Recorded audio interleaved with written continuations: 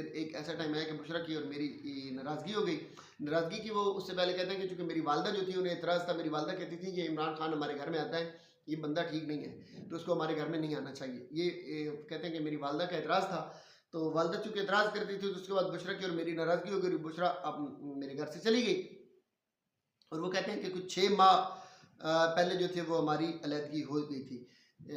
फिर एक मतलब वो कहता है कि मैं बुशरा को लेने के लिए गया तो बुशरा जो है उन्होंने आने से इनकार कर दिया। उन्होंने कहा कि नहीं मियाँ साहब अभी मैं नहीं आ सकती।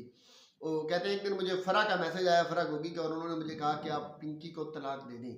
कहते हैं मैं फिर बुशरा के पास चला गया तो मैंने उनसे पूछा कि क्या आपको तलाक चाहिए? तो बुशरा ने मुझे कोई जवाब नहीं दिया, बल्कि वो सर नीचे करके घुटनों में डालकर वो चुप करके बैठी रही। उन्होंने मुझे कोई जवाब ना दिया।